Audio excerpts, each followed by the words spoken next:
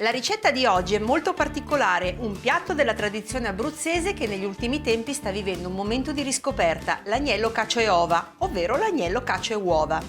Preparato principalmente a Pasqua, si tratta di un piatto molto sostanzioso che può essere servito come secondo piatto o piatto unico, a seconda dell'accompagnamento che si sceglie.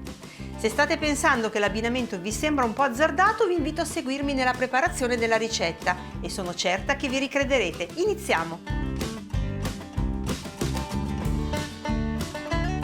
Per preparare il mio agnello cacio e ova parto sbucciando uno spicchio d'aglio. Lo tengo da parte e poi metto la carne di agnello che ho tagliato a cubetti in una ciotola. La salo e la pepo. Aggiungo anche un po' di farina.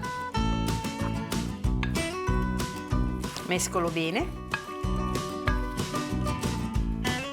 Tengo da parte la carne e prendo il rosmarino. Tolgo gli aghetti dal rametto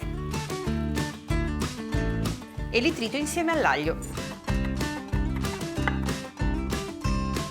Qui sul fuoco, oltre al tegame dove andrò a cuocere la carne, sto scaldando anche del brodo di agnello. La parte dell'agnello che viene usata per fare agnello cacio e ova è la spalla e il cosciotto, quindi se voi avete comprato un pezzo intero, disossatelo come ho fatto io, ricavate i vostri cubetti di carne e con le ossa fateci il brodo perché tradizionalmente viene preparato in questo modo. Quindi in una padella piuttosto capiente metto dell'abbondante olio extravergine di oliva e aggiungo il mio trito di aglio e rosmarino. Lo faccio insaporire. Aggiungo la carne di agnello.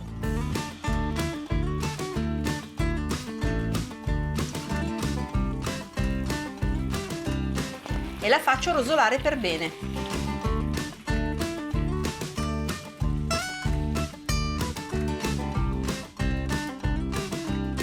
La carne è rosolata e aggiungo il vino bianco. Lascio completamente evaporare il vino. Siamo pronti per aggiungere il brodo di agnello, mescoliamo, copriamo con il coperchio, abbassiamo il fuoco e lasciamo cuocere così per almeno un'ora. Ogni tanto diamo un'occhiata, mescoliamo ed eventualmente aggiungiamo del brodo di agnello se serve.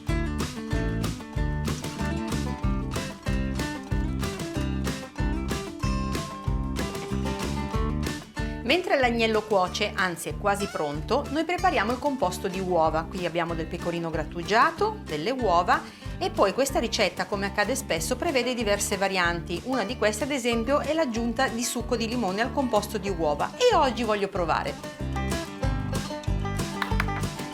Metto quindi le uova in una ciotola, aggiungo il pecorino, amalgamo tutto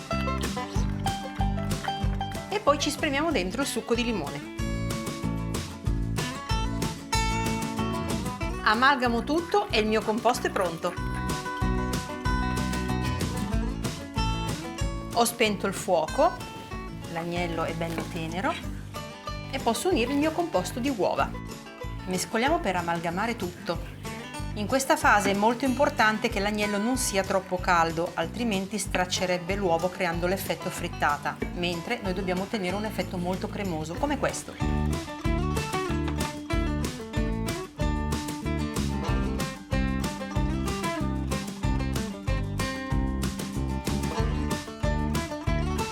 Avete visto quanto è cremoso e dovreste sentire che profumo, è pronto per essere portato in tavola.